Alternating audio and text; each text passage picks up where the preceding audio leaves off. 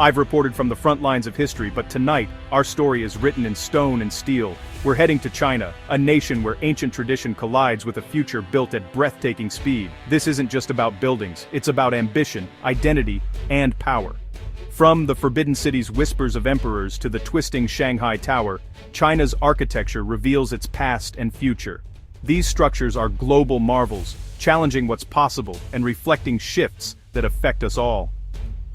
Join me as we explore China's ancient wonders and modern marvels to uncover the story they're telling the world.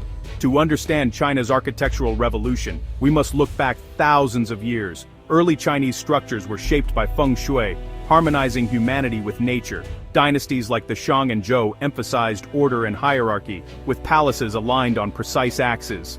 The iconic curved roof wasn't just beautiful, it was practical and symbolic, echoing the pine tree's resilience. The Han Dynasty perfected the dugong bracket system, ingenious joinery that made buildings strong and flexible. The Tang era brought grand, colorful architecture, projecting imperial power and Silk Road connections. The Song Dynasty refined elegance, especially in garden design. Private retreats for contemplation and art. Ming and Qing dynasties gave us the Forbidden City and Temple of Heaven, using color and symbolism to express absolute power. Yet regional diversity flourished, southern verandas, western stilt houses, each adapting to local needs. The 19th century brought Western styles, creating hybrid cityscapes like Shanghai's Bund. The 20th century's socialist era replaced imperial grandeur with Soviet-inspired monumentality and collective utility. Today's skyscrapers stand on this layered foundation: philosophical harmony, imperial might, colonial influence, and socialist function. Understanding this deep architectural DNA is key to making sense of China's current explosion of form and ambition. Every new tower is a chapter in a story that spans millennia. China's architecture is not static, it's a living, evolving language. The past is never far from the present, even as the skyline soars. Each building, old or new, is a statement of identity and intent. The result is a tapestry of styles, philosophies, and innovations. China's blueprint is 5,000 years in the making, and still being written. To see China's future, you must first understand its past. That's the foundation of the story we're about to tell. In the last 40 years, China has urbanized at a speed and scale the world has never seen. Hundreds of millions have moved to cities, fueling a construction boom that dwarfs anything in history. China used more cement in 3 years than the US did in a century. This blank canvas attracted global starchitects, Zaha Hadid, Rem Koolhaas, Norman Foster, who built audacious designs in Beijing, Shanghai, and beyond. Koolhaas's CCTV headquarters, nicknamed Big Pants, is a radical engineering feat, a symbol of China's new complexity. Zaha Hadid's Guangzhou Opera House and Galaxy Soho are fluid, organic, and futuristic, moving away from pure monumentality. But Chinese architects are now leading the way. Wang Shu, the first Chinese Pritzker winner, uses salvaged materials to root modern buildings in history. His Ningbo Museum is a mosaic of memory, challenging the glass box norm. Beyond icons, entire new cities like Xiong'an are being built from scratch, and mega projects like the Hong Kong-Zhuhai-Macau Bridge and Daxing Airport are redrawing the map. Yet, rapid growth brings problems: ghost cities, heritage loss, and quality concerns.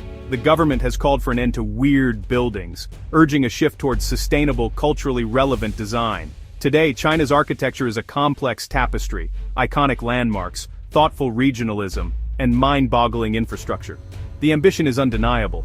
The Shanghai Tower is not just tall, but one of the world's greenest skyscrapers. Its twisting form fuses engineering and aesthetics, signaling China's intent to build smarter, not just higher. China's architectural moment is about more than height. It's about vision. The skyline is a statement. We're not just catching up, we're setting the pace.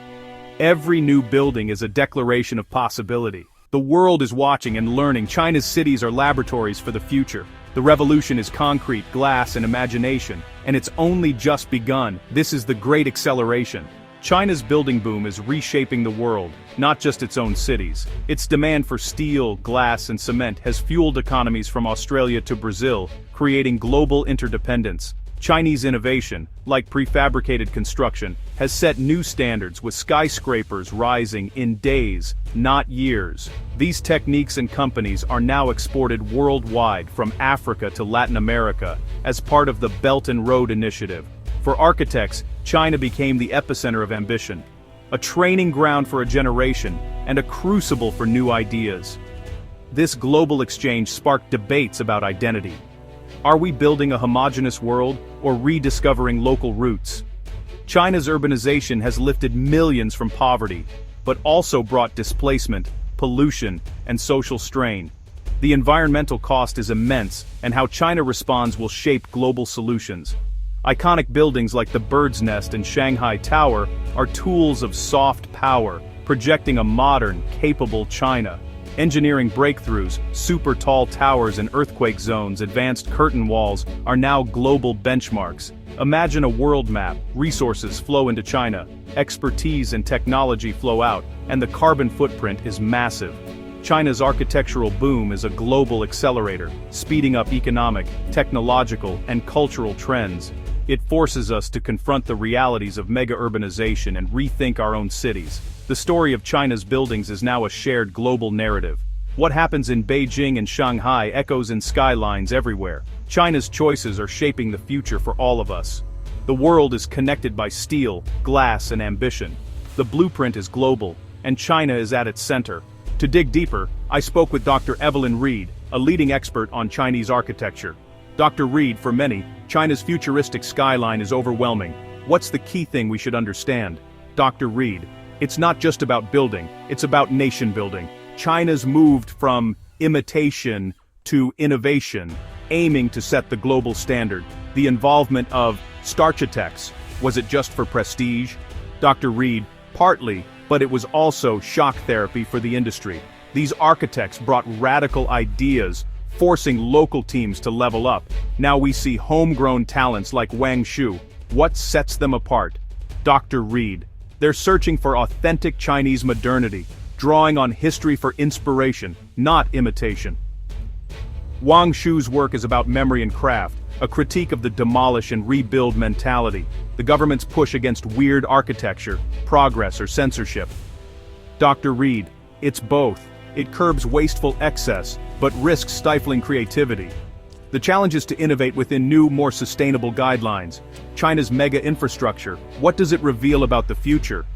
Dr. Reed: China plans for the long term, 50 or 100 years. Projects like Daxing Airport are about efficiency and solving future urban problems at scale. What's next for Chinese architecture? Dr. Reed: integration, a synthesis of high-tech ambition and cultural sensitivity. The focus will shift to livable, sustainable, and rich urban environments. Why should young architects worldwide pay attention? Dr. Reed: China is the world's urban laboratory. The challenges it faces, housing, pollution, heritage, are global.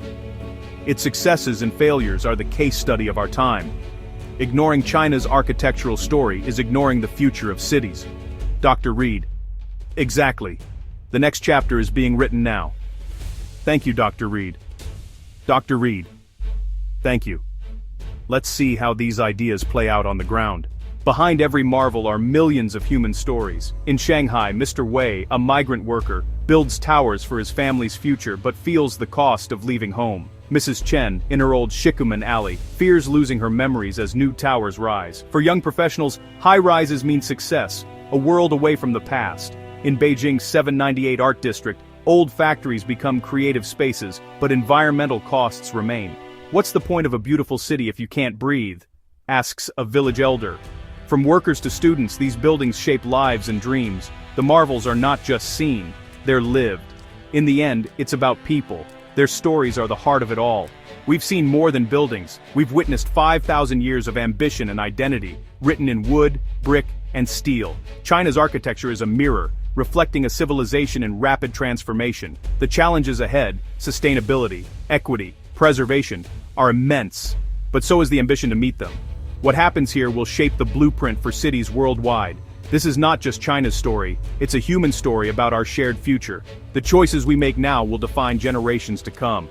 Thank you for joining us on this journey. What story should we tell next?